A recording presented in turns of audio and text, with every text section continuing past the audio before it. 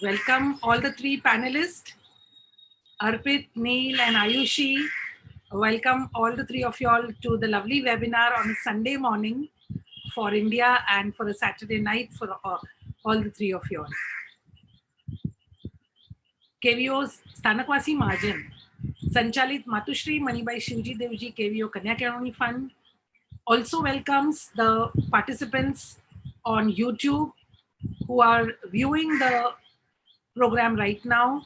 And I'm sure this webinar will be very enriching because we have successful stories from three panelists whom we are eagerly waiting to hear. Just to give a brief introduction of Matushri Manibai Fund, it was instituted half a century before, almost 53 years back, by those visionaries who found that education is the best weapon, it is the best tool for empowering people and especially women. It definitely must have been their thought because education was not so common amongst the KVO, the higher education was not so common amongst the KVO community. And women in particular, for several reasons. Sometimes it was the thought process that anyway women have to run their homes, they have to rear children. Why do they require their higher education? So that was one of the reasons. There were several other reasons also, and one of the major challenge was finance, and that is why this organization was instituted under the Stanakwasi Mahajan, which is a very, you can say, a very prestigious organization of the KVO. Right from that time till to date, finance has continued to be a challenge. And therefore, this organization continues to fulfill and facilitates the women to fulfill their dreams of higher education. We've had very, you can say, very good donors right in from the past to the present, because of which the objectives of the trust have been able to be achieved. And some of these projects which are very prominent, I will mention definitely about them. We definitely have the loan scholarship, that is the interest-free loan which is given to the girls right after her 10th grade for the junior college, her senior college, post-graduation, doctorate and postdoctorate in any field of education. So this is an interest-free loan which goes to the student where she pays back comfortably as and when it is possible. There are certain rules that are decided between the student and the organization. But most of the times it has been very comfortable, and we've had very responsible students who have definitely taken this responsibility on themselves very well. I would also like to say, besides the loan scholarship, which we have been giving, almost last year we have touched 1.5 crore of disbursement. This increases year on year. I'm talking in rupees because all the three of you all now understand dollars. However, besides the loan scholarship, we also believe that imparting education directly is also very beneficial, because not every woman is able to go back to the colleges in case she has left, or maybe it has been years since she has passed out. So for those who are young mothers or even senior mothers, we have been conducting training programs in soft skills and many other topics also. Just as this lockdown period has also been very, you can say it was a great opportunity for this organization to conduct several training programs, which included e-commerce, digital marketing. It included the Lakshya, which is a management program. It's an entrepreneurship program. We also had sessions on coding, right from scratch to app development, and some more in the line. We also touched upon languages, basically the French, the Mandarin, and we have some more in the pipeline. We are having good parenting workshops in the coming week, and there are many others that are lined up. Besides that, Saturday has been showcasing the young talent of the KVO community. Afternoon, we have mainly girls, where we are showcasing from 4:30 to 6, and evening 7:30 to 9. where we've been showcasing our talent, girls and boys, who have gone, who have traveled, you can say, many oceans and who are residing now in the various countries. We say that they are bold, they have taken up steps which make them independent, which grow them professionally, give them a great exposure, and we would like to see them what they have achieved. And today we have such three panelists also. It is just that out of the norm, we have just taken this Sunday morning. Sometimes it's convenient to the students who are residing, especially in the US, where Saturday evening Indian time gets very difficult for them to wake up. Sunday, we have a very interesting program, Apna Time Aayega, where we are showcasing fresh business ideas, startups, established entrepreneurs who have taken up diversification, not only for due to the lockdown, but even otherwise because of the digital change which has happened in the world. So we continue to have many such training programs, and I would like to mention three very exemplary projects, which I don't think I should miss because there would be many girls who would view this show either today or later, and they should not miss out on that. So, one is the BCSMA Award, which is a merit award, and this is instituted by the donor family, and it almost, you can say, evaluates the student in their social skills, emotional skills. I mean, the emotional quotient, the social quotient, the intellectual quotient, their academics, and so on. It's an all-round evaluation. Plus, it combines with a lot of training them for through workshops on group discussions, facing personal interviews, so on. It also conducts. The online aptitude test is also a part of the BCSMA. Besides that, the second project that I was mentioning out of the three exemplary projects is the Prince Merit Award, which is the Shrimati Kalaben Mahendrabai Cheda Prince Merit Award, which has been instituted for those students who have faced the challenge and who have been able to secure admission in very, very prestigious and esteemed institutes or universities in India and abroad. We have the third very prestigious project, which is Srimati Premilaben Lakshmichan Kuwarji Nanji Kenya family, who has instituted this mainly for international education.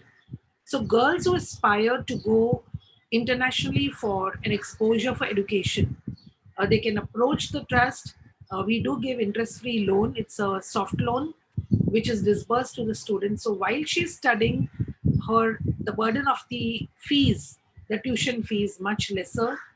Eventually, gradually, she pays back to the organization, and we have had so many examples of young girls who have taken this loan benefit and come back, return back the loan, and they're living a loan-free, a debt-free life. And not only that, they're supporting their own family also in many ways. They're so happy about it today. So with this, I would not take much time. I just wanted to give a little introduction. I wanted to take this opportunity to introduce this organization, and I would really like to thank the trustees, the office bearers, and the committee members of the past who have had the vision to bring this organization into existence, and those of the present who support this mission. And therefore, there is continuity and there is growth, positive growth in this organization. We are very happy that we've been able to reach out somewhere to help students to cultivate the 21st century skill sets that are really required. And without taking much time, now the day is for the three panelists. I welcome all the participants once again and the three panelists. I will just give the introduction of your names. I introduce Ayushi Rekhaben Mahendrabai Cheda from village Halapur, who lives in Khar, family lives in Khar, and she's currently in Alaska. Welcome to you, Ayushi. We have Arpit Urvi Viresh Satya from village Nanitumbi, who lives in Jogeshwari, currently in California, Washington.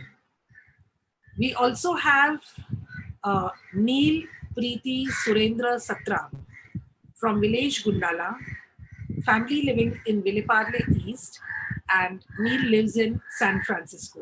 I welcome you, Neil, Arpit, and Ayushi.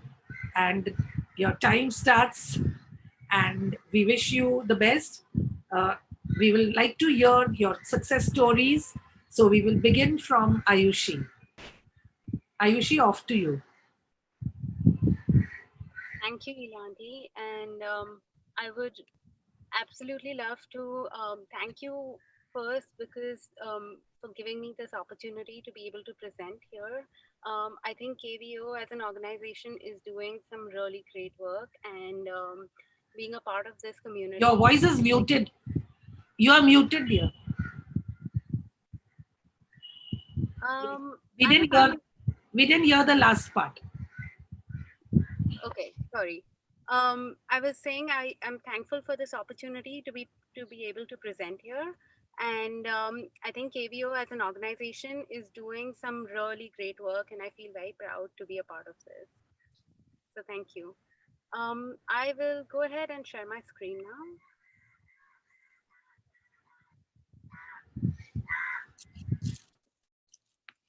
Okay. Can we see this? Yes, yes, we can see it. Go ahead. So I'm just gonna dive right into it. My first slide is about what is infection prevention and who is an infection preventionist. The reason why I have this slide as my first slide is because not a lot of people know about infection prevention and what an infection preventionist does. And every time I've talked to my friends, and every time my friends have asked me what I do, it is like that. It's like the series Friends, where no one knows what the character Chandler does in that series.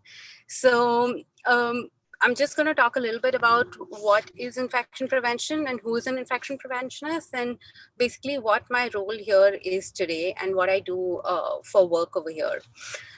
So I work at a hospital in Alaska, Providence, Alaska Medical Center. It is one of the biggest hospitals in the state of Alaska. And my job is basically I am a hospital epidemiologist, so I look at all the infections that are coming into the hospital, and basically my job is to make sure that I can prevent infections in the hospital. With that, I wear a lot of hats. It includes administrative. I go onto the floors and do clinical work as well. Everything that relates to preventing infection, from looking at hospital acquired infections, where when people are admitted due to some conditions and the kind of treatment they're getting, they have the possibility and risk of getting infection. So making sure that we try and lower that risk.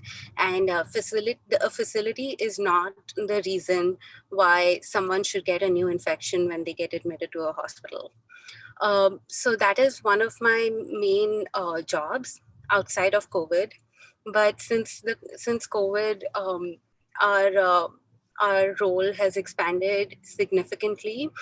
A lot of my time now goes in making sure that everyone is safe, including patients, caregivers of the hospital.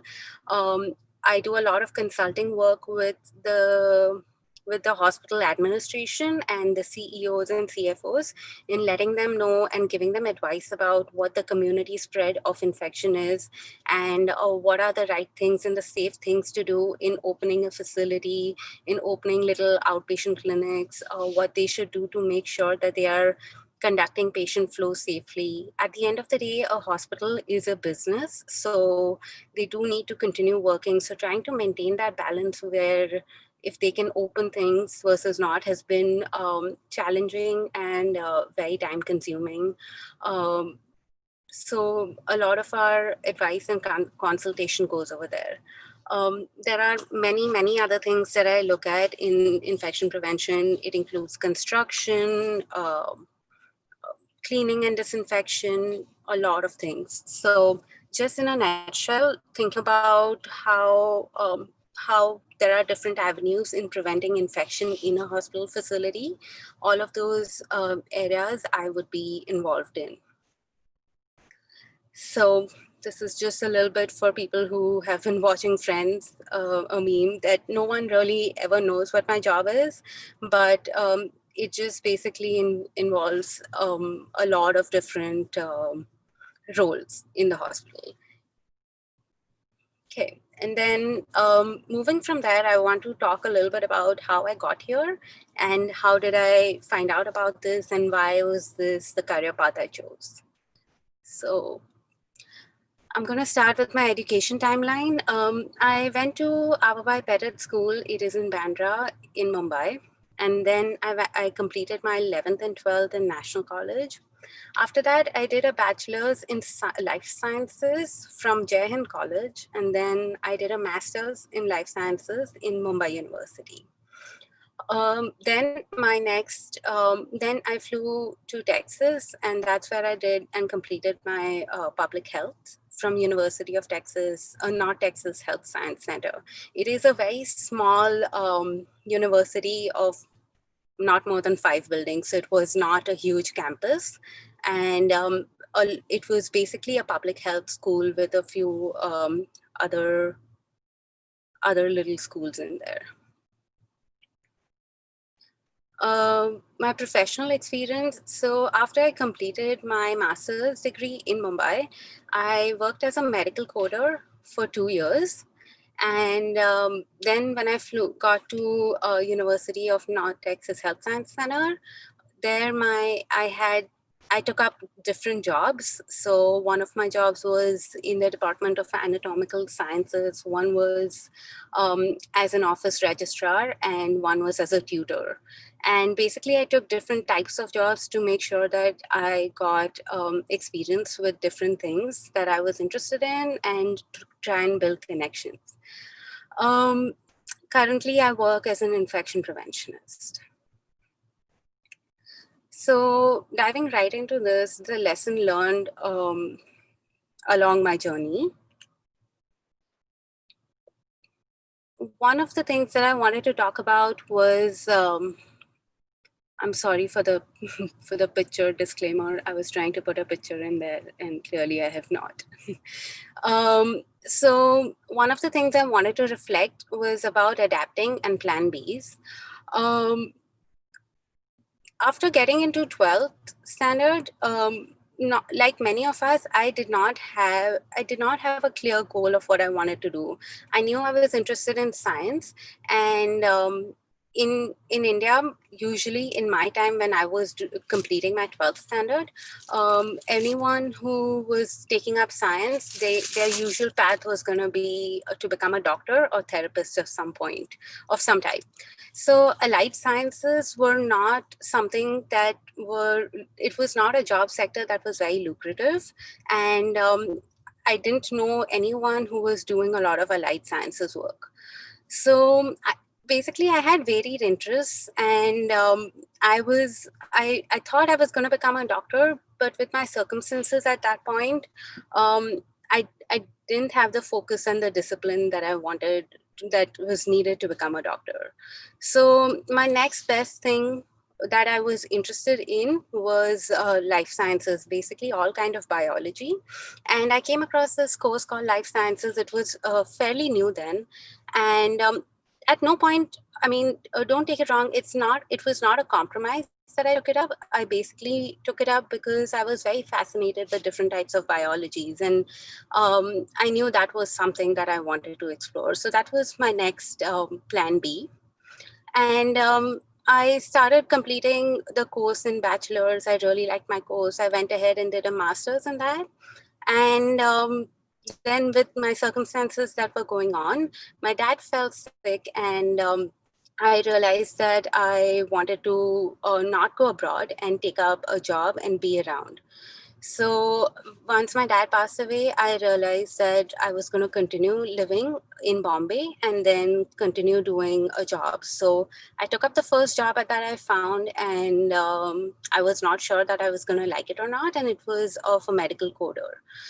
I spoke to a friend of mine and I told her that, I'm taking up this job and I'm not sure if I'm interested in it or not. And she was like, the only way you're going to find out if you like it or not is if you actually take it up and do it. So that's what I did. I took it up. My first 6 months were great. I got a lot. I learned a lot.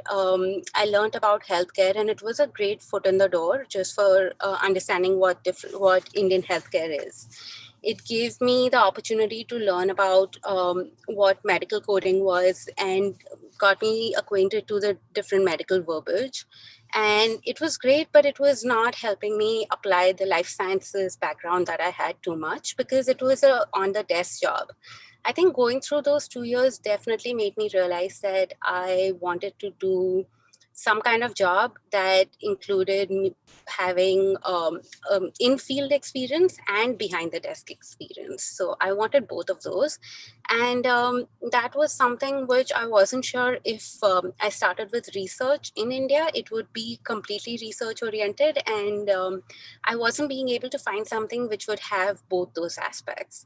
So finally, I started looking at colleges in the US, and I made sure I started applying.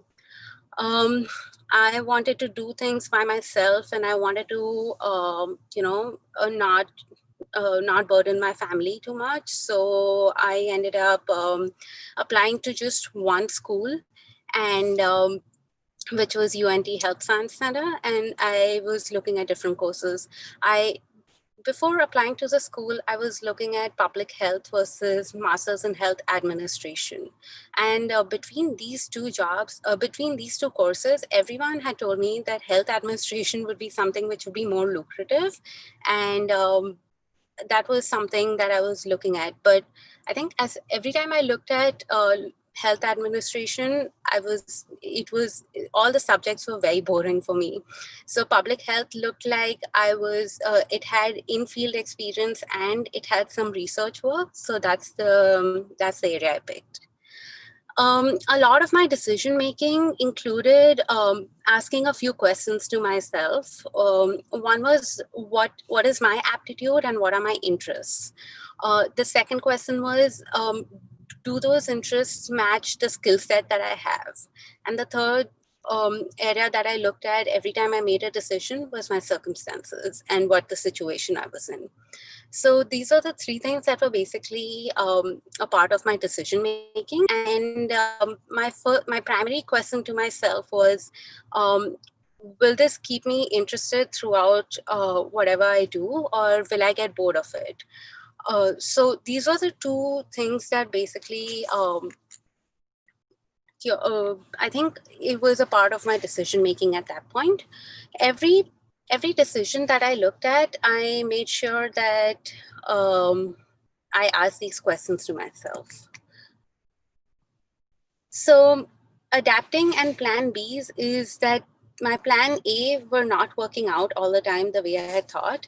So making sure that the one thing that I learned was if your plan A is not working out, it is okay. And going with your plan B is also a good thing, and you should be prepared for that. And you will always find a way as long as you know what your interests are and you can commit to that. So the next big lesson which I thought helped, I never applied it, but it took a lot of time for me to learn this. And as women, it's hard for, I've always thought that it's hard for me to directly go out and ask immediately for help. It's also because my family has brought me up to be fiercely independent. So it makes me think that, should I go ahead and ask for help? But that is something throughout this journey that I learned, that asking for help does not mean you're any less independent. It just means that when you ask for help, I really like the saying that ask for help with shame says that you have power over me. Asking for help with condescension says that I have power over you. But asking for help with gratitude says that we have the power to help each other. And this is something which I learned along the way, that even though it's hard for me to ask for help, it is necessary that I collaborate with people, because with that, I will get all the tools that I need to be successful. And it didn't start that way. As you know, that I just mentioned a few minutes ago, I was trying to make the application happen by myself. So I applied to just one college, which was not the best strategy. I should have possibly applied to many other public health schools, taken a loan, made a bed for myself, and be able to strategize and do this in a way which would possibly be more lucrative. But I did not do that. So that was one lesson. When I got my acceptance letter, I just had about 1 month to start school. And with the acceptance letter, I had not told my family, so now I had to tell my family. I had visa interviews, I had a loan to apply for, I had a lot of things to do, which got really overwhelming in that last 1 month. Thankfully, I had the privilege of having a great family and friends, a set of great family and friends, and they helped me with a lot of application work. 1 week before my visa interview is when I was getting stuck, and I got to know of KVO. And I remember still coming to Ila Auntie, and she and Lex Uncle kind of helped me out with my visa interviews and getting me financially situated for my interviews.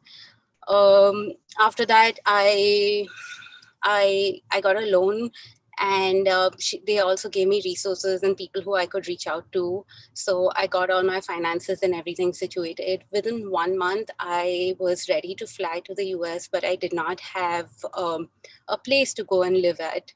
So again, I connected with KVO, and everyone got connected me with a great Kachi family in Texas, and they were ready to foster me for 2 weeks. They fostered me for 2 weeks, and then I was able to find a home, and then close to the university, and then I started my journey. So again, it goes back to, the art of asking for help. You shouldn't be ashamed. You shouldn't be holding yourself back. You shouldn't think that you're any less independent when you're reaching out. But it is really important to know that if you're trying to take such a big leap of faith, you need all the support and everything that you can get to move ahead.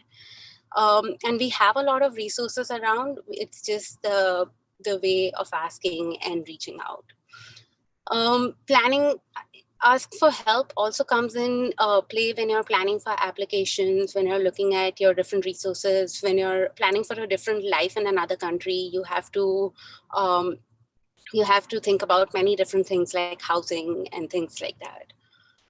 So it is a big step. So make sure you ask for help. And then after asking for help, the next thing that you want to do is identify your support system and your network. The reason why I say this is asking for help is absolutely the first step, but doing that without having your own research in place is not gonna be helpful. So you want to make sure that you do your own research. You know what you want to do, and everyone you reach out to, you have specific questions for, so that they can help you effectively and efficiently.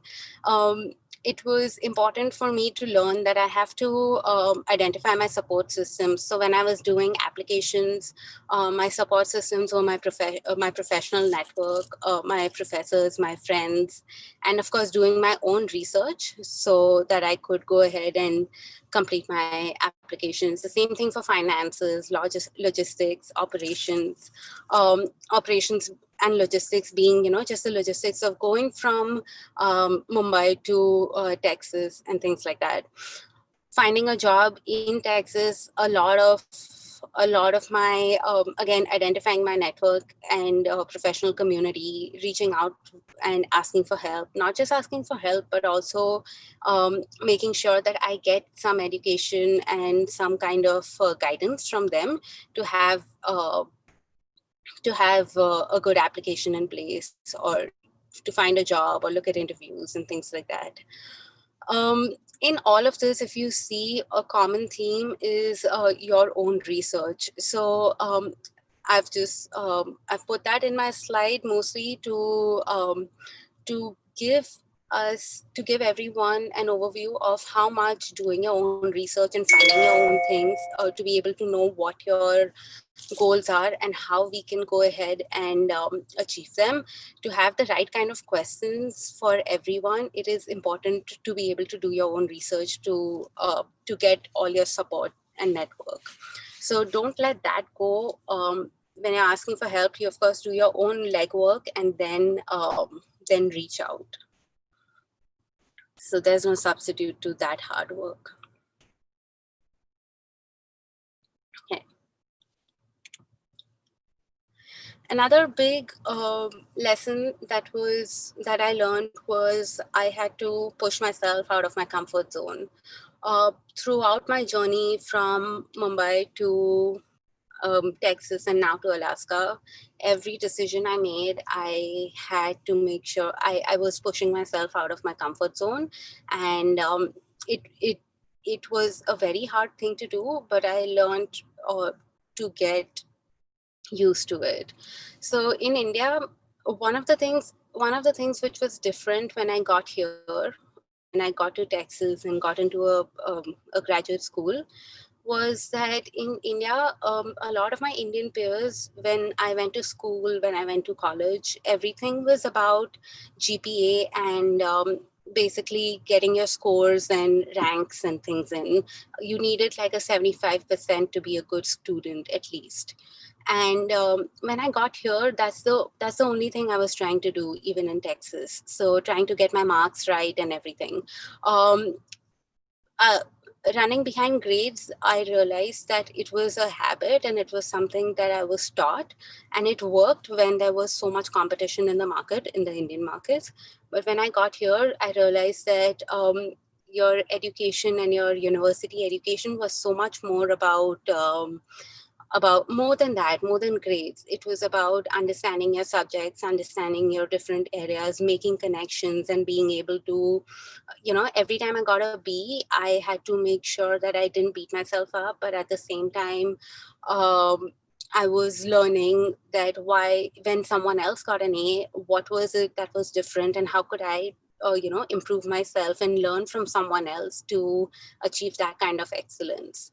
So it instilled a lot of different values of how to get there and how to learn from my peers, how to get better. And that in turn helped me connect with a lot of different people as well. So keeping an open mind, knowing that, you have to change your ways when you go to a different area, reading the room, reading the situation, and trying to fit in and be flexible and accepting of different methodologies and different strategies that you may need to apply to learn something. The other thing that I really want to talk about here in pushing yourself out of your comfort zone is in my school, I had a lot of Indian friends. And I noticed that a lot of Indian people were when you go to another country, basically you start feeling lonely and you start connecting with the same kind of groups. And it is not a bad thing at all. You need that comfort, you need that you need to be around people who can understand you, understand your culture and heritage. And that is something you should absolutely go and commute. But also going to another university means getting a holistic education. So what becomes out of your comfort zone is talking to someone who is not like you, who has not had the same culture, who's not had the same kind of experiences. And that was something which I was scared to do in the beginning, because everyone was different, and they did not come from the same background. So making sure you push yourself, you try every time, you get, find that balance and reach out and interact with people, with diverse people, so that um, you get to learn and enhance your soft skills and life skills by being able to interact with different people. um, I think that was something which was very helpful in my professional career as well, because with that I also formed networks with my peers and was able to connect with a lot of different people. And the last thing that I want to talk about is finding your anchor. And I've put a few pictures of me over here doing a lot of weights. And I'm not trying to show off. It is just mostly about how um, I it I started. This is CrossFit, and I started doing CrossFit when I was in India in 2013. And basically it was something that was with me throughout. It was an extracurricular. I participated and I found a community there. I found a lot of friends there. It was something that I took with me from India to the US as well. And I realized that when I got here, um, the the community was similar. Everyone was very welcoming, even in the US. And I was able to channel a lot of my grief, energy, my mental health status with by finding an anchor in a sport like CrossFit. So it every time I was upset, every time I was stressed, this was something that I relied on, and it helped me to connect with people, not just in India, but even form a community outside of my country.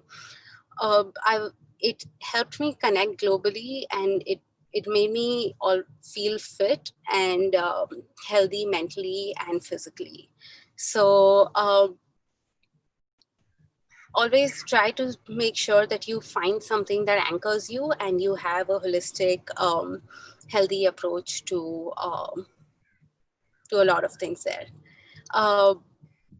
Yep, this is a picture of Alaska that I really like that I clicked, and yeah, thank you. That was my journey.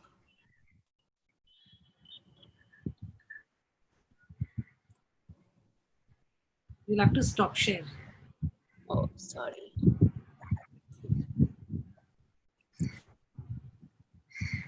I'm trying. Thank you, Ayushi. It was very nice to get very valid and valuable tips right through your journey from India to Texas and Alaska. We'll definitely get back to you with a few questions. Can we move on now to Arpit? Yeah, thank you, Lanti. Thank you, Ayushi, for the amazing journey. Yeah, let me just give a second to share my screen. Okay, I hope everyone is able to see my screen. So Yes. my name is Arpit. As most of you know, I have done my master's in science from San Diego State University with major in computer science, and also complete my BE. So my native place is Nani Tumri, and my parents reside in Yogeshpuri, Mumbai. And currently I am staying in Redmond, Washington. So just to start on, I just want to briefly explain my milestones. What did I achieve? When did I start? Everything like that. So first of all, I pursued my bachelor's of engineering from DJ Sanghvi College of Engineering in Mumbai from 2011 to 2015, and then I in between my bachelor's, I did my preparation for GRE, gave my TOEFL GRE, did all the applications, got through the admit process, and throughout the visa starting from 2014, like a year prior to when I was graduating till 2015. After that, I was able to secure an admissions for master's degree in computer science at San Diego State University, and that went from 2015 to 2017. And then while I was doing my master's, I was able to get an internship opportunity during the summertime here in Santa Clara, California, in 2016 at Telenav. So I used to work as a software engineer in Android. Then after that, I also got the full-time position at Telenav itself. And the good thing was I was graduating in May 2017. However, the offer was given to me for full-time, I think in February or end of February 2017. And my college used to allow me to do full-time work even after, with your studies. So I was able to take that opportunity. Also now currently I just moved to Microsoft almost 1 month now, and working as a software engineer too at Microsoft in the Azure team. It's more of a technical role, like such as you have AWS, Amazon Web Service. Similar thing, Microsoft also has their Azure Cloud, and I'm working in the platform and infrastructure team there. So this was the basic milestone that I've achieved in all the dates. I want to step back a little bit and just wanted from my journey, I want to express what I learned and what were the mistakes that I did so that you guys can avoid doing that and take some advice from me. So I would start with some lessons that I learned from my undergrad courses. The first of the most important thing I learned is your GPA, your percentage, your percentile during your undergrad course is very important. You would be shocked why am I saying this, but if you can think about any competitive exam like GRE, TOEFL, or even SAT, or even like there are lots of exams, there are multiple, I would say, opportunities that you can appear for the exams. However, GPA and your percentage is the only one chance that you get. You cannot go back and do it again. So I think it's very important that you maintain a good level of your GPA and percentage. That will obviously help you a lot. Second thing I would say is be thorough with your core courses. Like if you are doing software engineering, be thorough with your data structures, algorithms. If you are in want to go for business or business administration role, be excellent in your presentation skills, do your local communication, socialize, and all those stuff. It's very important because when you come here to the States and start finding job, all these skills will help you and you will be always a step forward than other guys. The third thing is try hands-on internships. So in India, I think when I was doing my bachelor's degree, there was not much exposure to internships. So my college or university at that time was not like had a internship or internship fair. But once I graduated, even my college started realizing that this is important, and they had like career fairs for internship as well. I know this is COVID situation, and many of you would think, okay, it's very difficult to get an internship. Then there is one more thing that you could do is like if you have your final project or your final thesis, everything in the last semester, you can ask your advisor to do a project externally. So what would be the benefit of this is you will get a real life experience on how the project or the things work in the industry, and I think it's very important. The fourth important thing is, I think, manage your finances. I don't want to talk much about finances because this can be a very wide topic, and I want to like beat the time a little bit. That's why. The fourth thing is counseling, and all classes are not mandatory. I think this is very important thing, and if anyone is trying like starting preparing for masters or higher education anywhere in UK, USA, I would tell them that okay. Even like when I came from DJ Sangvi, I think we were 64 of us, and out of them, 45 to 50 students were thinking of doing their masters abroad. And out of them, almost 90% of them were going to some counseling classes.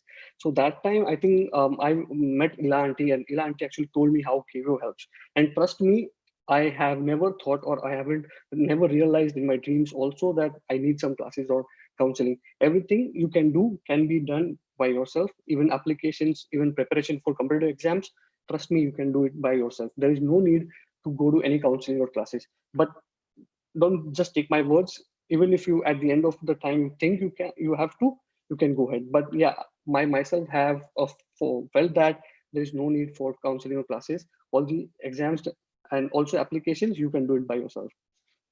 Going forward, I think this is the thing that everyone probably knows. It's better to start preparing early so that you have time for applications and admit. Here, I want to give you guys a little bit tip.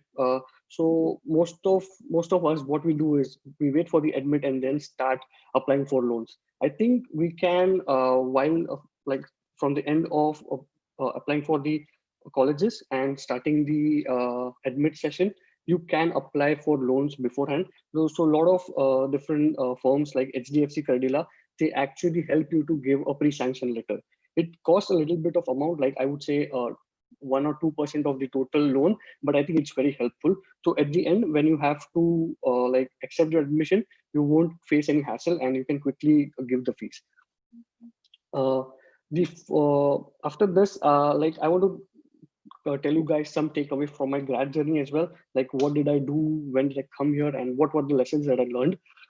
So starting, firstly, I would say choosing your course is very, very important. Choose your course wisely. So when I came here, in my first semester, like I was an international student here, and I had a lot of Indians in my university. So what my usual thought was, okay, I would talk to my seniors and like understand what courses they took and try to take those courses. It was easy, and for semester I like my GPA were great. It was good. It was fine. Everything was smooth. But then I realized I wasn't learning much. I was doing the same thing that I was doing in my bachelor's. So then I decided and thought about taking courses which can actually help me in my career. I used to take courses based on two things. One, how helpful it would be to me. Do I want to perceive? And the other one is how good the professor teaching the courses. I think that is very important. And then I did not follow what my peers were doing. I used to take courses what would suit me. The second thing is here in USA, you have a lot of opportunities to participate in hackathons, events, meetup. Even if you are not in a technical field, there are lots of meetups that are going, and it's very helpful. I would encourage everyone to do that. The third thing is invest in interviewing early. I think this is very important thing. All of you who are doing masters, at back of the mind, you would always have a question. Okay, what if I don't get a job here? What? How can I like make my chances more of getting a job? So I think interviewing is a skill, and I think everyone needs to invest in them. I would say start like preparing for interview as soon as you land here in US. Do some practice, do some questions, talk to your peer. There are lots of options where you can actually like get a service in which a third person can take your interviews and give you feedback. I think this is very really important. I learned this pretty late in my career, and that's why there was a time I was struggling with interviews. But then I realized, okay, these are the options I need to take, and I was successful. The four is email etiquettes. It is very funny. I'm pointing this out, but I have seen people. I'm not saying writing an email is. If you write a wrong email, you don't have good vocabulary. Even with a good hold on vocabulary, there are times you don't learn the email etiquettes. And here in USA, people are very particular about email. I think you should understand what are the etiquettes and how the email should be formatted. Uh, this is very important. Don't be scared to apply. Like I would say, this is in context of all the companies. So in India, I think even if you're bachelor's or even in your bachelor's degree, you would see that people just apply to 4 and 5 companies and they would get a internship or full-time position. But that's not true here in US. In US, you have to apply for at least 150 to 200, even if you want to get your internship. So I think don't be scared to apply. Just try to apply. One thing that I always did wrong during here is I used to be scared applying to big companies like Facebook, Google, Microsoft, Amazon. I used to feel I don't have that amount of resume or that amount of knowledge that I can get into it, but I was wrong. It's important that you expose all those options and like apply to those companies. Fourth is I would say never trade off a profile for company. That means never trade off. Okay, let's say I'm getting a position in this ABC company, it's ranked 1, but the work that the company is offering is not of your choice. Don't ever do that. Trust me, going forward in your career, will always have the opportunity to step a stone ahead in a very good company. Fourth is LinkedIn. I think this habit can also be started from undergrad courses. LinkedIn is very important, whether you are a technology, whether you are in technology field or a doctor or even in marketing field. I think LinkedIn helps you to very much. Keep your LinkedIn profile updated, get it reviewed with professions. Also, like talk to your friends, like ask them their review. It is very important. A lot of times I have faced that people don't ask even for your resume. It's just your LinkedIn URL which can help you. Also, while you're like creating or building your LinkedIn account, make sure that you have your unique URL. So there is an option where you can actually have a URL formatted according to your needs. I think that is very important. So going forward, I also did my like first job here in US. So I just want to share some KPIs or key points for improvements for the professional endeavor career. The first is try out new technologies / techniques. Don't ever stop learning. So people, once they get job, I have seen they just relax and they don't try to learn new technologies. I think I'm not saying that you have to learn new technologies just to change job, but even in your current job or the job you're doing, it's very important. If you keep yourself up to date, I think your company will like do everything to keep you upheld. The Second thing is you also should always maintain very good relations with colleagues, like your manager. They may help you going forward. Uh, you should always go to work with motivation. Don't feel that, okay, I'm not liking this work. If you're not liking, it's important that you change your job, or at least talk to your manager. They might help you in shifting you between the projects, which can help you motivate. uh, the other thing is, here in USA, I think employee health is very important. And there were times that I was not feeling well, or I needed something for my learning. I used to always tell my colleagues and my manager. They would always like help me in boosting my productivity, either by providing something or guiding me through it. I think you should open up and put your thoughts forward so that people can understand, and even there will be many instances where they can actually help you. The important thing I have learned here is never stop interviewing. No, even if you're not like looking for actively for a job, always interview so that you are up to the skills. And when actually you are in the market to change the job, you won't spend much of time preparing for the interview. It is important that you like interview every 2 months or 3 months, just to be aware about what the industry is and what are the things happening around. The fifth is experiment. I think this is like more about experimenting in your job. Always try to do things that you are not comfortable with. Like I was not pretty comfortable with public speaking and presenting. What I did is in my first job, that I used to ask my managers for opportunities to project something new or something that I learned. In this way, it actually helped me to boost my confidence, but also it helped me to learn new technologies. There were times that I was doing something, but I got an constructive feedback from someone, which really helped me. Uh, I think that is like overall journey and overall points that I wanted to give you guys. I really want to thank Ila Auntie and KVO Stanakwasi Jain Mahajan for this opportunity. Thank you so much. Also, I would really thank all the viewers. I hope I would be of some help to you. Anytime you feel you want help, feel free to email on my email ID or send a connection request to LinkedIn. Thank you so much. We'll have to stop. Thank you, Arpit. It was very good, golden tips, I would say, for the students especially. And I've seen you, how you changed and evolved through your journey. We'll get back to you also with questions. And now we are waiting to hear Neil Satra. Hi, folks. Thank you, Ila Auntie. This is a great opportunity. I've been actually following some of the other videos in the series to learn Mandarin. Seems like an interesting challenge. I'll try to race through my content quickly to get us on schedule, but I'm happy to talk more about this during the Q&A. So this is my more traditional CV. I went to Dhirubhai Ambani, had good grades, went to college in the UK with Cambridge, studied computer science. I had a few good internships, and currently I work as a product manager at Google on a product within Google Cloud AI, where we use machine learning to try and save energy within industrial applications. One thing I think we don't see enough of is the anti-CV or all the failures we've had along the way.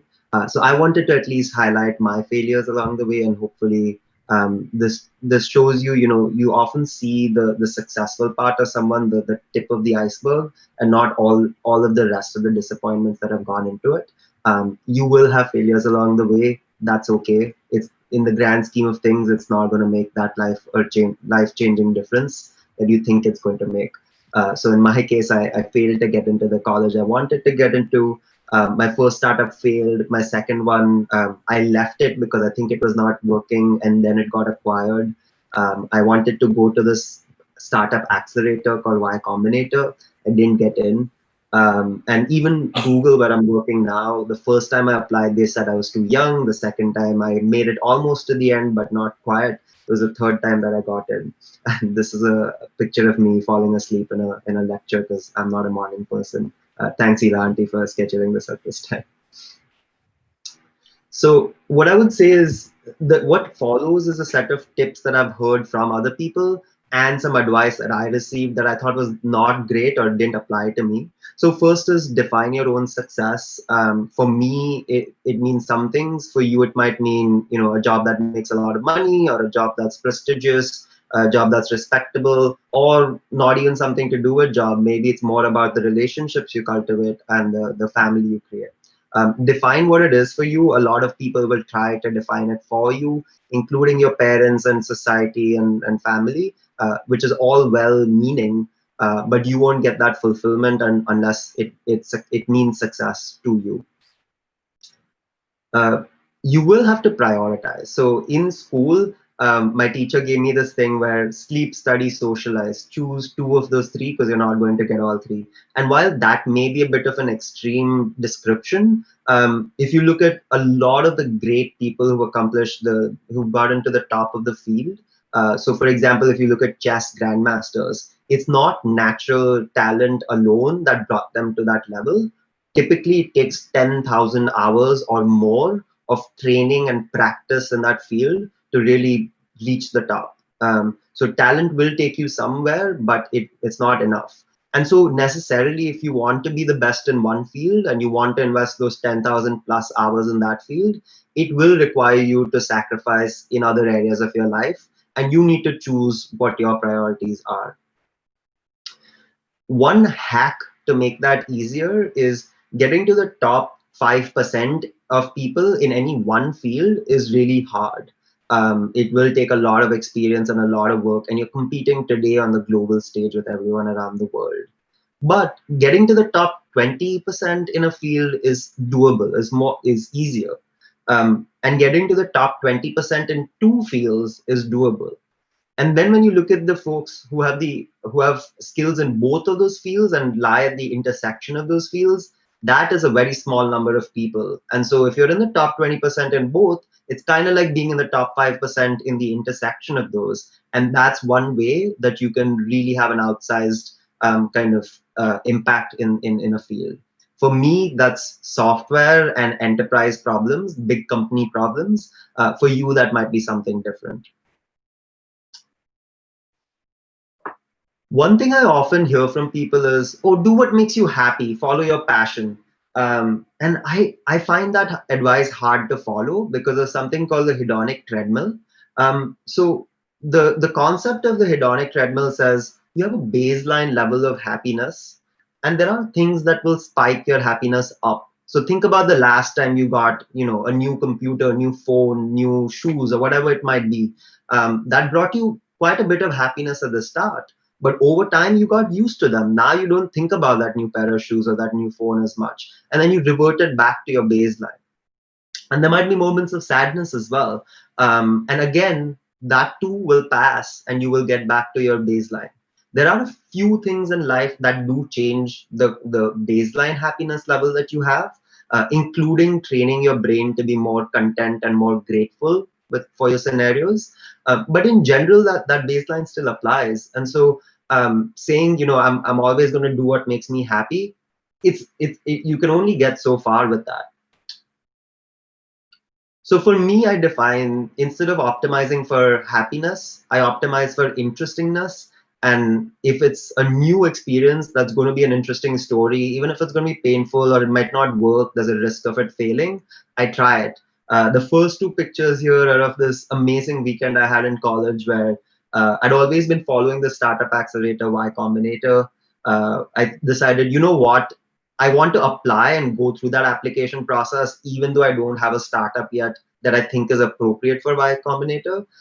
So me and my friends put together an idea really quickly. We applied. We didn't expect it to go anywhere, but somehow we got shortlisted for an interview for an idea that was 1 or 2 weeks old at the time.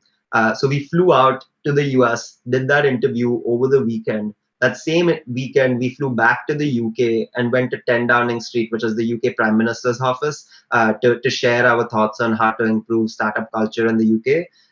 And both of these were interesting experiences, even though they don't really show up on a CV or are like meaningful in that way. The third picture is me going hiking in Italy. The fourth picture is me doing Model United Nations. The fifth one is formal dinners at Cambridge. And these are just interesting to me. What might be interesting to you might be different. Another thing that I think a lot about is how do you maximize impact. So if you become really good in one field, but if that field requires you to apply constantly your own time and effort. So for example, a consultant, right? Their time is what they're monetizing, and so their impact is directly scaled to how much time they work.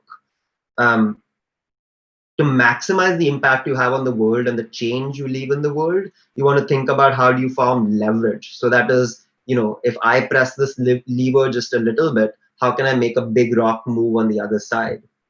And typically the old forms of leverage were labor, which is I start a large company and then instead of just me implementing my idea, there are 10,000 employees implementing that idea. And now you can get much more done with that idea. And the other form of leverage was capital. So I have an idea, I invest some money, and then that money goes off and does the work, right? Whether that's employing other people or whatever it may be. Then those old forms of leverage were very hard to come by. You had to convince someone to work for you, or you had to have money already. The new forms of leverage are media and technology. Anyone can go create a YouTube channel. You can make a webinar like this and create impact and teach a lot of students valuable skills by just connecting folks. Similar with technology, you write the software once and then millions of people can use that software again and again and again without you personally being involved. And so those are both ways that without anyone's permission and without a lot of resources, you can maximize the impact you have on the world. And I'm constantly thinking about how can I scale my work in this way. I found that I'm better at technology than at media, so that's my choice. But you should think about what that means for you. Some books and websites and resources that really change my view. I won't go through them in detail right now, but I'll share the presentation later. I'd encourage you to check these out.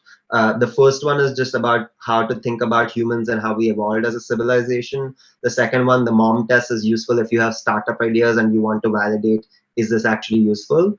Stratechery is a blog that talks about technology, strategy, and economics and how those three interplay. Effective altruism is a way to maximize your impact when you're donating to charity. How do you get the most return for that? And the last two are fiction books that I thought were very interesting about what the future of the world could look like.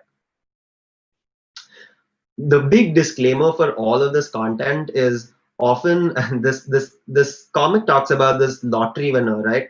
And he's telling other people to keep buying lottery tickets because he kept buying lottery tickets and it worked for him. He won the lottery and it worked out great. And the point of that message is to say, just because someone has achieved the success that you want to pursue doesn't mean that everything that they thought they were doing right was right. And so take my advice with a grain of salt, a large grain of salt. Finally, the ways I think I can help, feel free to reach out to me offline. I'm happy to answer questions during this webinar, but the things I can help you with are referrals, mock interviews, guidance for jobs, both at Google and with my friends at other Silicon Valley companies. If you have questions on studying abroad, both in the UK and in the US, and working abroad in the UK and US, I can talk about those. And then I've started to do a bit of research into personal finance and how to manage those. But here you have a few of us. Arpit might be able to help as well. So if you have questions on any of these, please feel free to reach out. It's my last name at google.com. And I'll stop there and let's go to questions. Thanks.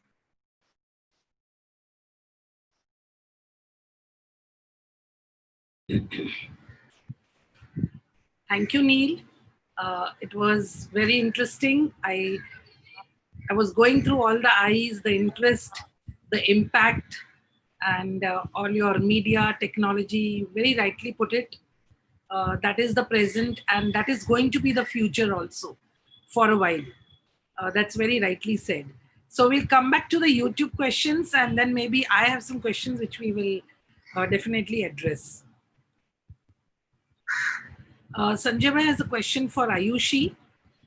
Your experiences down the education professional path, it's a comment, will be an eye-opener for the kids in the pipeline. Usually life science students end up doing PhD and pursue research.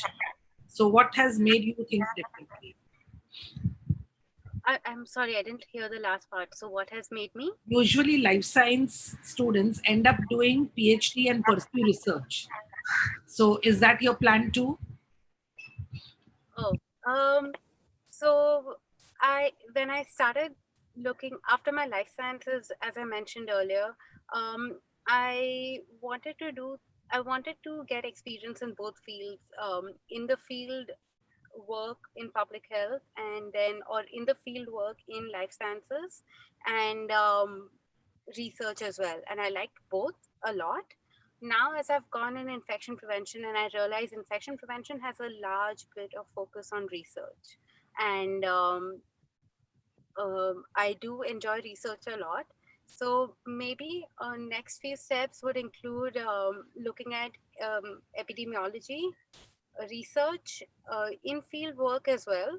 And I am very interested in learning more about zoonotic diseases. So I think most of my work next is going to be in zoonotic diseases. So that's where I want to pivot and move forward. You are also actively involved with the COVID-19. Yes. Yeah. My hospital, especially actively, yes. Sanjay Bhai's question, he's also a trustee, Sanjay Bhai. So my question to you is, the students, what should they do as taking up medicine even after graduation, which is possible in the USA? Would it have been better? Would it have been better to take medicine I think, in yeah, I think that's what his question is. So, what I realized when I got in public health is a lot of my peer students, they had taken up public health as an accessory course, because what they were trying to do is they had completed some kind of MBBS in India, and they were studying for their board exams in US. And to give them some time to be able to adjust to the United States and study for their boards, because those boards are very hard, they took up public health for a year or a year and a half. Some people also took up public health to add to their resume, so that they could have a really robust application for when they apply for med school in US. So I think that was a really great career choice that a lot of people took. Some of them were dental students and some of them were MBBS students. And basically, it is I'm forgetting the name right now, but I can definitely find out. It is a board exam that you, if you've completed a certain number of years in India and have completed medicine in India, uh, you can apply for those exams, complete giving that exams, and based on your score, then you make applications in US in medicine and in different field in medical field, and then you get placed based on your scores and your rest of your application. And having an accessory public health degree definitely helps with that. He also has a question for you. How did you adjust to the climate in Alaska? I won't lie, it was hard. I had never been in snow, and I have always lived in warm countries, right? Like, and in warmer areas. So India, and then my next place was Texas. So that was fairly warm too. So my first day in Alaska, I had a company given car, and I left. I got out of the airport in my car, and I look at the streets, and all the streets, the lines for the streets are covered by snow. So there's no distinction between two and three lanes, and everything was covered with snow. So driving in snow for the first time was really hard. I was kidding. I had no experience driving in snow, so it was a challenge. The way I reached from the airport to my hotel that night, I was shivering in bed. And then I decided I will not drive around for a little bit, because I'm so afraid of the snow and skidding all the time. And then it took me like a few weeks to get used to it. I would try and drive around a little bit. The first year with snow, it was hard because I did not know the technique of layering. So I would wear my regular jackets and leave, and then I would realize that I was freezing to death. Um, Even in summers right now, I'm the only person in office who uses a heater. So I love the warmth and I love heat and sunshine. So it was hard for sure, but I think over the years, like over the past 2 years, I've realized that the summers over here are just something they're gorgeous. They're not something you want to miss out on. So just for those 4 and 5 months that I look forward to, I think I'm ready to bear the snow. Good. Nice to hear. Sanjay bhai has a question for Arpit. Of course, there are many good comments for all of you all, which you can get back to the comments later on. I'm just coming across the questions. Arpit, did you miss out on something which students planning should consider? Because I think you have spoken a lot about, very meticulously about the planning. So I don't think there is anything really that you have missed out. Yeah, I just like there are multiple things I can cover more, but I just wanted to like these are the things that can do easily. You don't need like any support or anything. It's up to you, right? There are things that you can improve in multiple times. Also, if you have heard about, I did not like dig more into finances because it's a very broad topic and there are multiple things you can do. So I just wanted to avoid those. These are the points that I think is very easy to implement and it can like have a very good impact in your career. True. Neil, Sanjay bhai mentions that you are a techno child of medico parents. Did you initially have some confusion in branching out into technology? Who was your mentor at that juncture? Yeah, it's a good question. I saw my parents practicing medicine and I knew that was not for me. I saw they were having a good impact on society, but I was not interested in biology. I actually started very late with computers. So my access to computers used to be going to my uncle's warehouse, and they had these black and white games on those old computers. You could play Sky or Wolf 3D. And I didn't have a computer at home. The other students in my school did. And so when we had homework assignments, they would go do research on Wikipedia, and I didn't know what that was. I would go to physical books. So when I finally got a computer, I was like, okay, I need to work extra hard to catch up with my peer group. For the Harry Potter fans in the audience, I felt like Hermione, like my parents are not wizards. I need to work extra hard to catch up. And so that just got me thinking, okay, I can do my basic research, I can Google for things, but what else can I make this computer do? It seems very powerful. And I got into kind of making some simple animations and simple games. And from there, developed into coding and all of these things. So at that time, it was already pretty possible to learn it on your own. Now there's so many resources, including what KVO is putting online. So if you're interested in kind of creating things, and you don't have a lot of physical resources, you can't make physical things, computers are very interesting to try out, and there's a lot of resources to help you with them.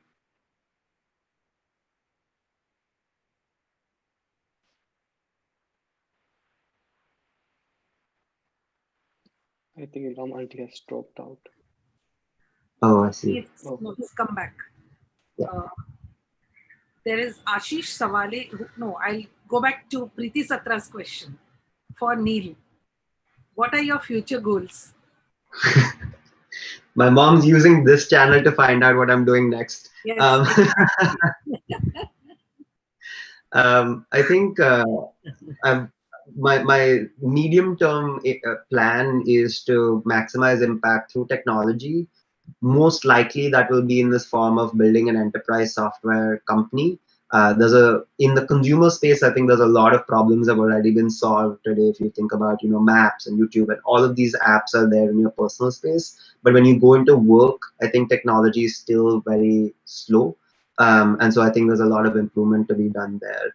But the best laid plans don't work out when you go into the real life. So we'll see what happens in the next 5 years. I hope your mom has got her reply. Ashish Sawale asks, hello Neil, I want some suggestions for searching jobs outside India as I am a SAP basis consultant.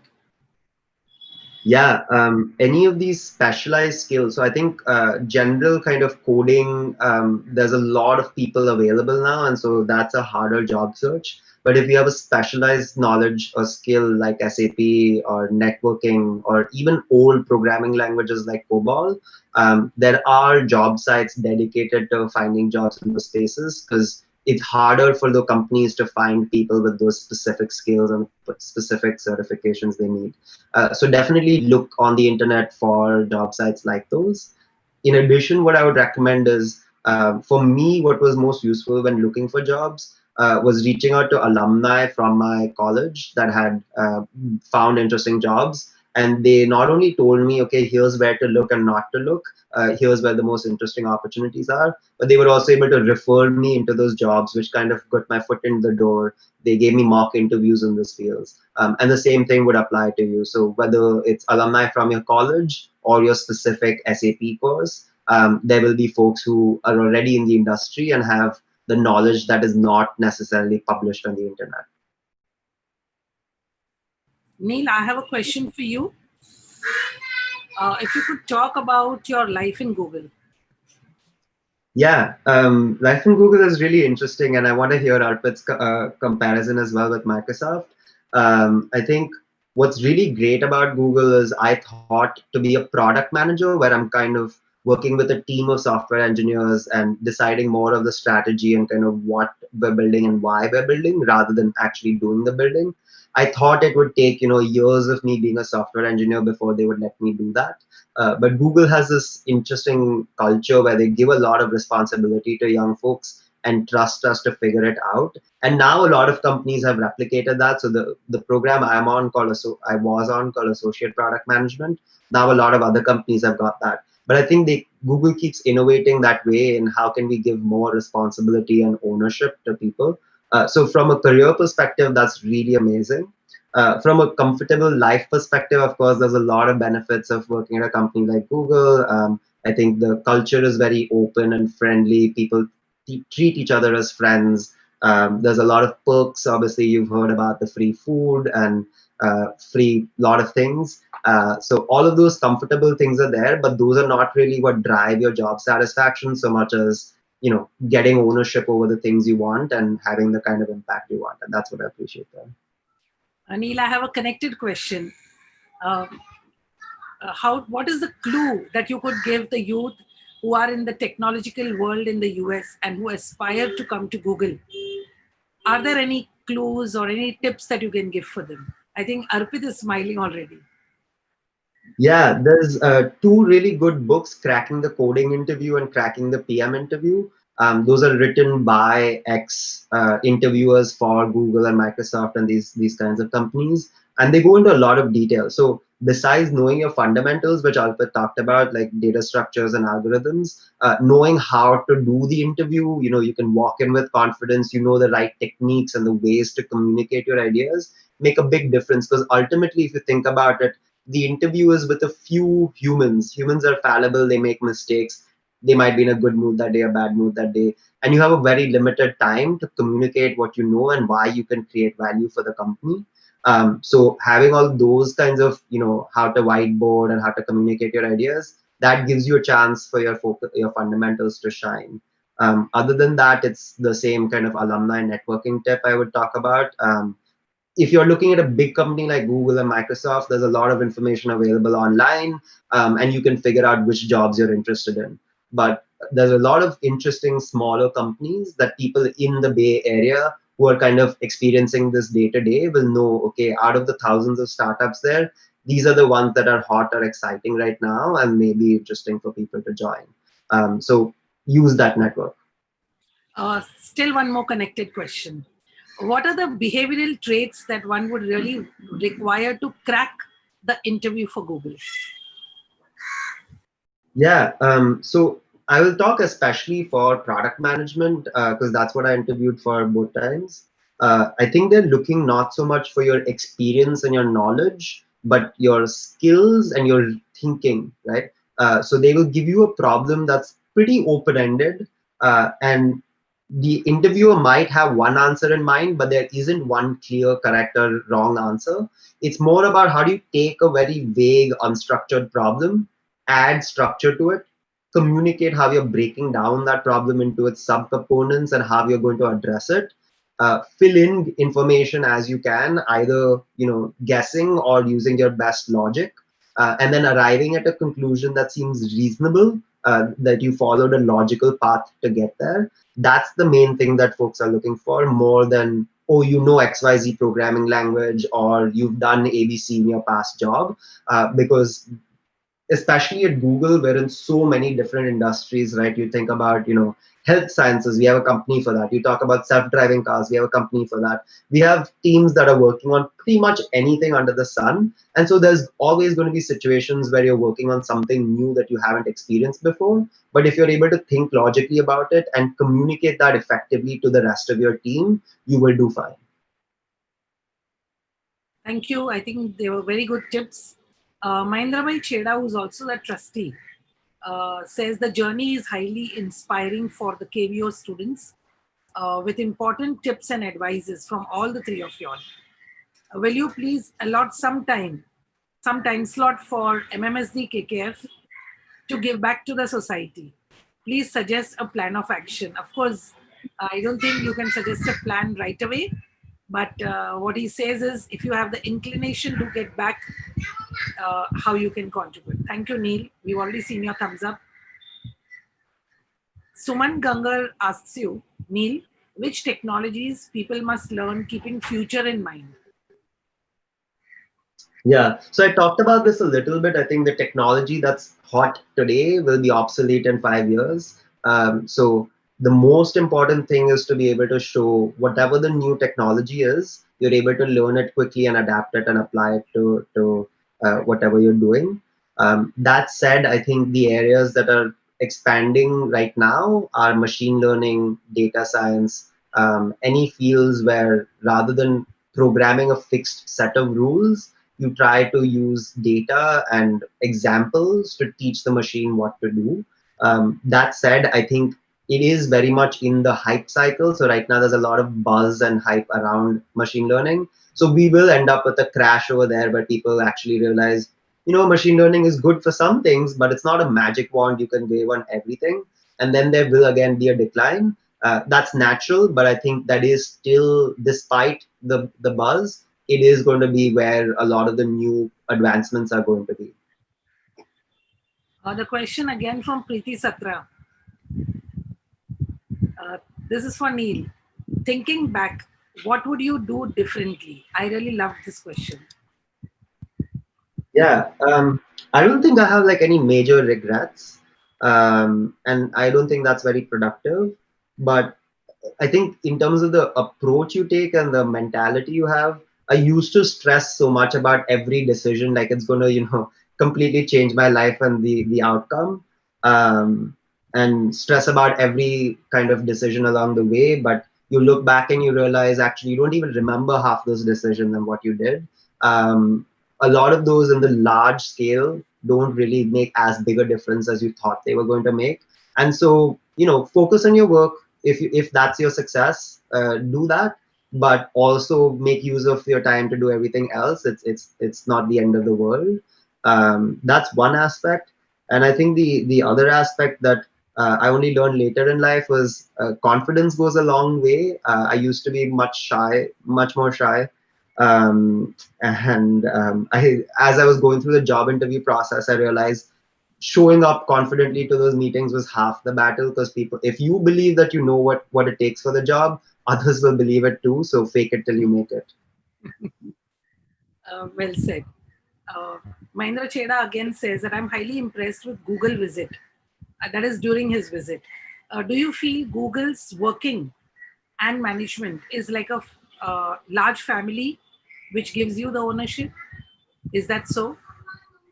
Yes and no. I think early on Google was much smaller and they could afford a lot of that kind of culture where everyone knew about all projects. Everyone had full ownership over their work, and a lot of the ideas and projects were bottom up. So rather than the CEO saying we should do X, Y, and Z, individual people said, hey, I see an opportunity to serve users in this form. Let me build this product to go serve that. And that aspect is still there today. And that's why I'm still excited about working at Google.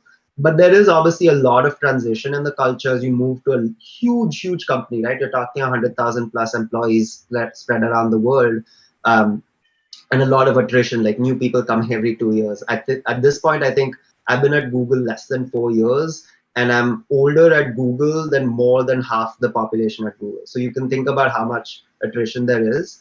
And so with all of that, definitely comes changes in culture. I think there's more secrecy around projects and more containment within product areas, but still a lot of amazing things about kind of taking ownership over projects and really solving problems for the world. The question for Neil again from for Arpit from Sanjay Bhai. The question is, what are the soft skills that you think that the kids should acquire before planning their study to US? What do you suggest they should already have? Yeah, soft skills. I think it's important to learn public speaking, also how to talk to people. It's very important. Like if I was a kid and I would say like I did not do much of a public speaking guide, you can like go to some. I was when I was small, there were KVO events that they used to do dramas and all those stuff, storytelling. I think you should encourage your kid to participate in that. It's very important. Um, I have faced a similar problem when I was interviewing. Also, Neil mentioned, like, if you go confident, 50% of the time you're done. You don't have to do much. I think I have faced the similar thing. And that's why when I learned, okay, I have to start public speaking, I have to start giving mock interviews and see how to improve. Technically, I was good, but the only lacking part was how can I communicate my ideas to the person. I think that's very important. Studying it can evolve over years, but speaking and being confident is the thing that you can like. It might take years to develop. Neil, would you like to add anything? I think I would strongly support that. I think also being concise in your thoughts and being able to kind of communicate them quickly makes a big difference. I think, first 30 seconds people are paying attention, afterwards they quickly zone out if it's something that's not interesting to them. So being able to think it through, take a moment to pause and answer if you need to, but when the answer does come out, it feels like it's been structured and thought about. It's not as ad hoc. That's useful. Very rightly said. There is one more question. I don't know if it doesn't embarrass you all. Again by Sanjay Shah. Is there a KVO group or a website which helps our kids to explore matrimony options in US? Are you aware of any such option? Not my area of expertise. I think the Cojain does it. I mean, if I have to answer it, the Cojain keeps organizing such events. I think also there are lots of Facebook groups like that do. Yeah, there are Facebook groups also. Yeah. Preksha Cheda is asking, do you guys feel like coming back to India and contribute to grow the nation? There are two parts, coming back to India and growing the nation. I guess I can start. I think about this a lot. I was thinking about it today, talking to a friend of mine. I think there's a lot bigger opportunity to have a great impact in India because a lot of the more basic problems are not solved or still need like large improvements in the solutions. 1 second. Ayushi, I think you'll have to mute your... Go ahead, Neil. And on the flip side, there are a lot of advantages to life in the US. It's very comfortable, and there's a certain style of living and cultural factor here that I really appreciate. So I think in the short to medium term, I definitely want to stay here and learn more about kind of how to maximize impact and how to do technology. I'm surrounded by some of like the smartest people I know, and I usually try to be the dumbest person in any room I go into, so I'm learning more. And here I experience that a lot. So I'm learning a lot right now. But that said, there's always an inclination eventually to go back and have that kind of bigger impact in India. Yeah. Arpit and Ayushi, you can also contribute.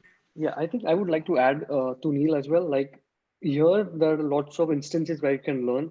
As Neil mentioned, even if you go to a room as a dumb person, people will motivate you and not point at you, saying that you're dumb. They always let you know that, okay, these are the skills that you can work on. Moving forward, yeah, 5 years down the line, at least I have always thought that, okay, I need to move India. If I get an opportunity, I will sure. But even like not, if I don't get an opportunity, I will try to create one and move back.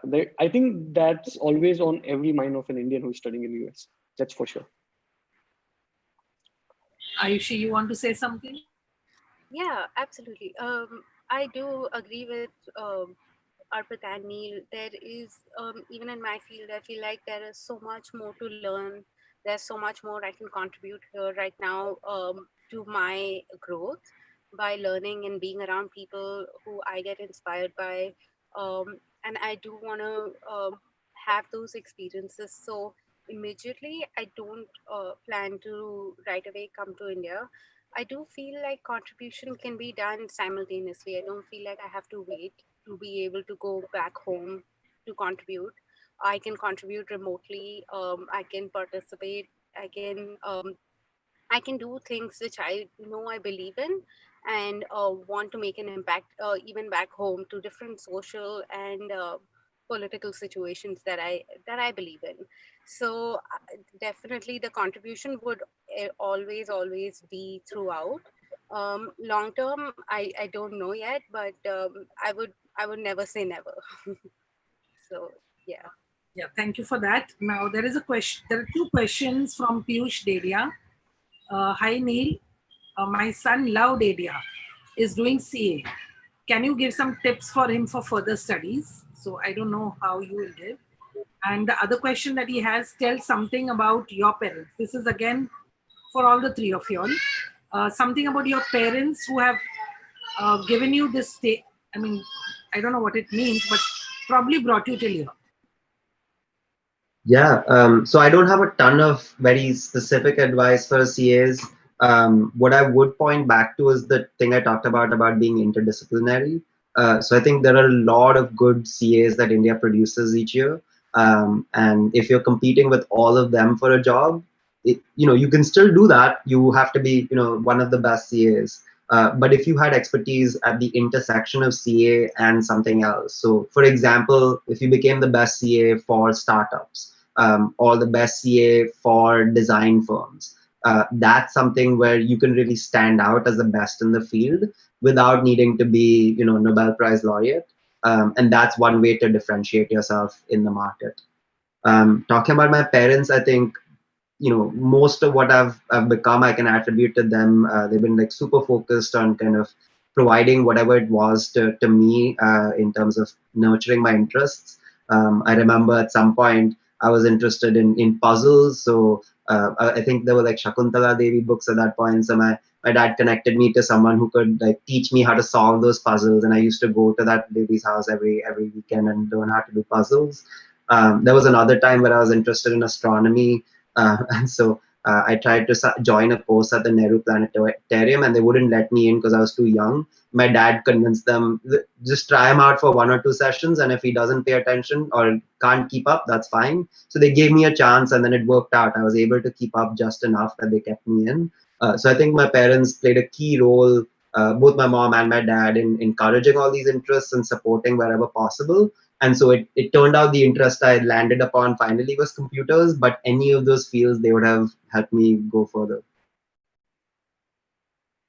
Very well said. Arpit, you would like to say something? Yeah, of course.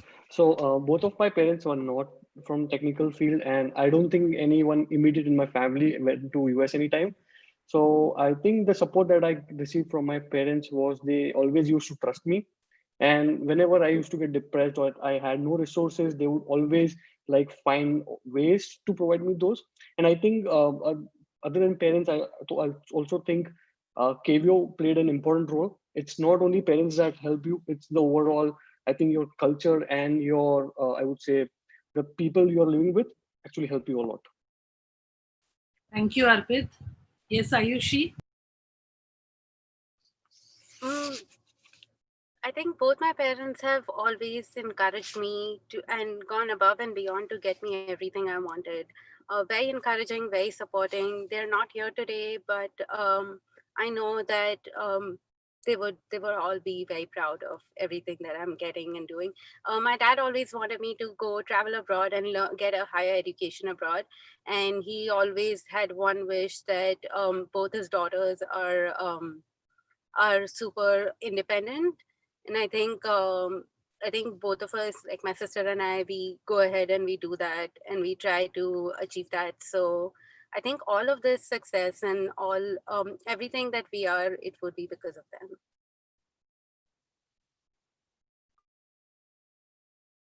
them. There's one question from Bhavini Veera. Doing undergraduate in engineering in the US, is it better than doing it in India? Maybe Neil can answer that. I can start. Yeah, so I did my undergrad in the UK. I was choosing between colleges between Berkeley, Carnegie Mellon in the US, and Cambridge in the UK. And I'd also done IIT classes at some point, and I was considering doing engineering at IIT. A few reasons tipped me in the favor of going abroad, and I think that was less focused on the education itself. I think the teachers in India are top notch, and the content is top notch, but in terms of kind of exposure to a different culture and maximizing my learning outside of the classroom, I thought I would gain more from being in a college abroad.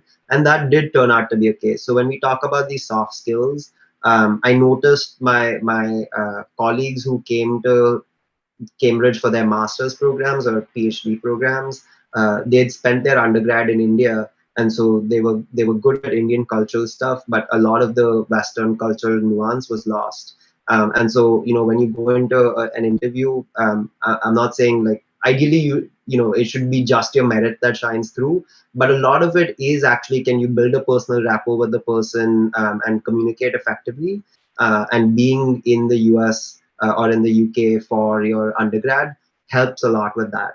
The other factor is, if you're interested in working abroad afterwards, having a network of friends from those universities that are already going out to those jobs, and having those companies coming and presenting at your university makes a big difference. So my particular job description, I did not know it existed. I thought I would become a software engineer, but then Google goes and gives these talks at maybe 3 or 4 universities in the UK that are on their target list because they get a lot of students from them. And when they gave that presentation was when I realized that this job existed. So I think wherever you study, there will always be opportunities for you. And if you're determined enough, you will find the opportunities for yourself in terms of career options. But having an international education definitely helps make that process easier and put your foot in the door, even if it doesn't guarantee you a job all the way through. Arpit, would you like to say about your masters? Did doing the masters internationally helped you? Yeah, as I mentioned, it always helps to, it's not only studies, you get a lot exposure to a lot of things. There are hackathons and events, meetups in India, but the rate at which it happens in US, it's like, I would say 4 to 5 folds than it happens in India.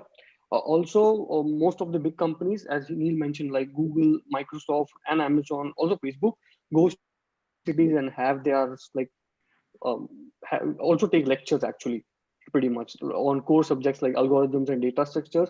So that's very important. But I would just take a step back and would say it does not make a huge difference if you do your master, like undergrad in India, if you are planning to do your masters back here in US. But if you are planning to do your undergrad here in US, I think masters wouldn't be a required thing. I think you will get a good job and like good exposure with undergrad itself. So that's the important thing you can take back. But yeah, it does make a difference. I would like to ask all the three of you all, what would be your last message that you would like to give the students, the parents, and anything about the vision for the society? I can start. I think the main thing is, don't stress. You'll figure it out. Decide what you want, what you really want, and you'll figure out the right path to get there. And you'll put in the work to get there because you really want it. There will be obstacles along the way, but you are resourceful and smart, and you will figure out how to overcome those obstacles. Yeah. Who would like I to think, go? Arpit? yeah, I think I would, I would add it like it's important you keep confidence on yourself. Don't like you might fail, even if saw Neil has failed a lot of times, but still it's important that you stand up and practice and do it again. It's important you will get the results for sure. Don't ever think that okay, you are stuck with finances or stuck with other things, you have something else. It's important there's always a way around and you should be aware about it. That's important. Ayushi? Yeah, I think we had a great mixture of panelists. We had a lot of things to contribute in our different fields, and everything both my panelists said about interviewing skills, communication, all of those things are, when I was listening to it, I was like, I've absolutely applied all of those things, even in everything that I did and I took up.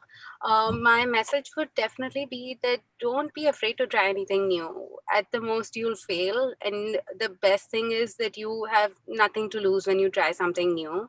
Like, don't be afraid to try something new or to be afraid of failure. Just keep trying, and eventually you'll definitely find something that you love, or where you belong, and that'll be it.